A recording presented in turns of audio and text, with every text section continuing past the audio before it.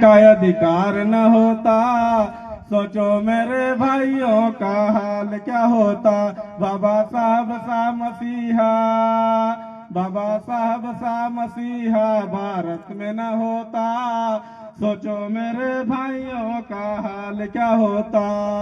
धन्य हुई भारत की धरती मेरी, धन्य हुई भारत की धरती मेरी, जहाँ जन्म लिए बाबा साहब मेरे, जहाँ जन्म लिए बाबा साहब मेरे। बाबा साहब सा मसीहा भारत में न होता, सोचो मेरे भाइयों का हाल क्या होता। चलिए, गीत तो हमारा खत्म हुआ। अब इसके बाद दो शब्द और कुछ बोलना चाहता हूँ। जो उसमें गलती होगी क्षमा करिएगा, माफ करिएगा, क्योंकि मुझे बोलने का बहुत अनुभव नहीं है, लेकिन फिर भी प्रयास कर रहा हूँ कुछ बोलने के लिए। सबसे पहले उस महापुरुष को हम नमन करते हैं जिसके द्वारा आज इस मंच पर खड़े होकर हम बोल रहे हैं, आप लोग सुन रहे हैं। उनका इस भारत में जन्म न होता तो हम बोल न पाते, आप लोग सुन न पाते, किसी प्रकार का हमें अधिकार न मिलता। संविधान को बात थी, उन्हें तो बाहर पढ़ने तक नहीं दिया जाता था। एक समय की उनकी कहानी है कि जब वो पढ़ने जा रहे थे, उनको विद्यालय से हमेशा, हालांकि सब लोग जानते हैं डॉक्टर भीमराव अम्बेडकर कितने संघर्ष से पढ़ाई किए हैं। उनको एक बार वो पढ़ने जा रहे थे, बरसात का समय था। पढ़ने जब जा रहे थे, रास्ते में क्या हुआ कि अचानक बादल छा, पानी बरसने लगा। बरसात मौसम में पानी बरसता रहता है। तो किताब लेकर जा रहे थे, रास्ते में किन्हीं, अब नाम नहीं लेंगे, ज्यादा तो नहीं बोल सकते, लेकिन उन लोगों का घर था कि उस घर के किनारे जाकर छांव में खड़े हो गए। पानी बरस रहा था, किताब लेके, तो वहां के जो थे वो निकल के उनको पानी में गिरा दिए। उनकी बुक पूरा खराब हो गई पानी में गिर के। जब वो स्कूल में गए, विद्यालय में गए, वहां के शिक्षक देखे, उनके कपड़े पूरे लथपथ थे, पूरी उनकी किताब भीग गई थी। देखकर उन्हें जो है तो सूखा कपड़ा दिया।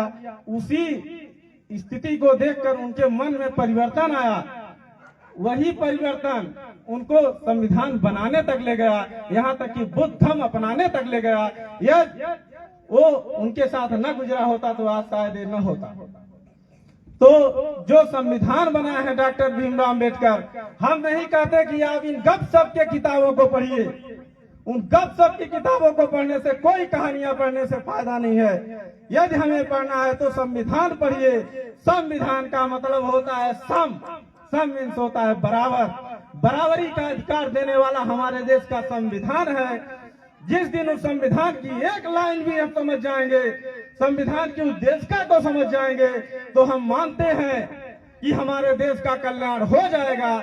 लेकिन इस देश में ऐसे ऐसे लोग आ रहे हैं कि उस संविधान की एक लाइन तो क्या, एक शब्द भी बच्चों को नहीं पढ़ा रहे हैं। और संविधान को खत्म करने की हमेशा बातें मीडिया में आती रहती है। सब लोग सुनते होंगे, जानते होंगे, महीन तरीके से हमारे संविधान को खत्म किया जा रहा है।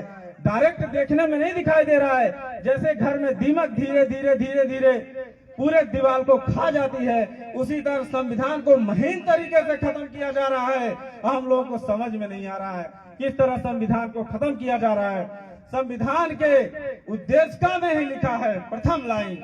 हम नहीं कहते कि आप लोग संविधान का 395 अनुच्छेद पढ़िए, सिर्फ आप संविधान के अनुच्छेद का ही 7 लाइन पढ़ लीजिए, उसी से हमारा कल्याण हो जाएगा। हम अपने अधिकार को जान जाएंगे, और जब अधिकार जान जाएंगे तो खुद संघर्ष करेंगे। और वैसे भी बाबा साहब कहे हैं कि शिक्षित बनो, संगठित रहो, संघर्ष करो।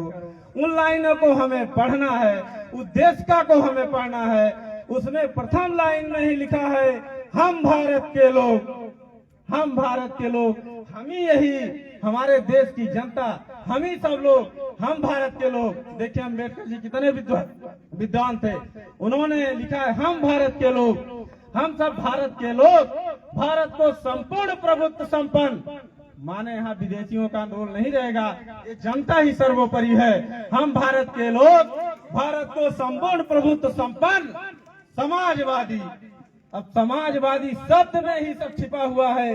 देखिए आज भी देखिए, ज्यादातर संपत्तियों का कब्जा कुछ लोगों के पास है। ऐसे ऐसे लोग हैं बेचारे, जमीन उनको घर बनाने तक के लिए नहीं है। ऐसे ऐसे लोग हैं कि 500 एकड़ उनके पास जमीन है। तो हमको सामाजिक समानता कहाँ मिल रही है? समानता है ही नहीं। समाजवादी शब्द का जो शासन प्रशासन है आज तक इसको लागू नहीं किया। जब समाजवादी शब्द का ही पालन नहीं हो रहा है, आय का वितरण समान होना चाहिए, समानता का व्यवहार होना चाहिए, तो फिर समाजवादी शब्द हमारे संविधान में डाला गया। अम्बेडकर जी उस शब्द को डाले, लेकिन आज भी आय का वितरण असमान है।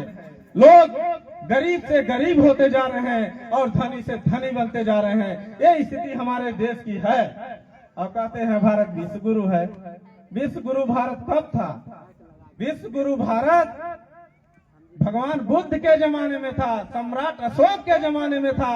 Golden bird of India, Bharat सोने की चिड़िया कहा जाता था। सोने की चिड़िया भारत सम्राट अशोक के जमाने में कहा जाता था। उस तिरंगे को देखिए, बच्चों को तिरंगे को चक्र को नहीं पढ़ाया जाता। टीचर लोग बताते हैं अशोक चक्र है, अशोक चक्र है। भाई अशोक कौन था? जिस दिन आप लोग अशोक का इतिहास बता देंगे, अशोक कौन था, दुनिया का सबसे महान सम्राट अशोक थे। और अम्बेडकर जी का सपना था हमारा देश सम्राट अशोक के जैसा राज बनेगा, सम्राट अशोक का शासन आएगा। इसलिए संविधान बना के चले गए, नहीं कि अरे गैरों की सरकार बनाने के लिए नहीं चले गए। सम्राट अशोक के जमाने में समानता थी, और समानता हमारे यहाँ के लोग, इस भारत के लोग इसी समानता को नहीं चाहते। पुरानी गपशप का जो ग्रंथ छपे हुए हैं, उन्हीं ग्रंथों में जो लिखा है उसी को हमेशा दोहराते रहते हैं। चाहते हैं कि हमारे बच्चे न पढ़ें। शिक्षा को सबसे पहले खत्म कर रहे हैं। शिक्षा, अम्बेडकर जी वैसे भी बोले हैं, शिक्षा वह शेरनी का दूध है जो जितना पिएगा उतना दहाड़ेगा। जब तक हम शिक्षा ही ग्रहण नहीं करेंगे तो आगे क्या करेंगे बताइए? वैसे भी हमारे दादा परदादाओं को कभी पढ़ने नहीं दिया गया। जितने IAS, IPS, जितने कलेक्टर, SP, DSP, मंत्री, नीचे से लेकर ऊपर तक उन्हीं 15% वालों का कब्जा है। आज भी 15% वाले कब्जा किए हुए हैं। 85% वैसे भी दौड़ रहा है, जो कि इस देश का मूल निवासी है। मूल निवासी शब्द हम लोग इसीलिए लिए हैं, इस देश के मूल निवासी हमको अपना राजपाट चाहिए। अम्बेडकर जी उसी संविधान में उन शब्दों को संजो के लिखे गए हैं। आगे की लाइनें हैं संविधान में, देखिए उन्होंने क्या कहा है। हम भारत के लोग भारत को संपूर्ण प्रभुत्व संपन्न, समाजवादी, पंथ निरपेक्ष, लोकतंत्रात्मक गणराज्य बनाने के लिए यहाँ की नागरिकों को, यहाँ की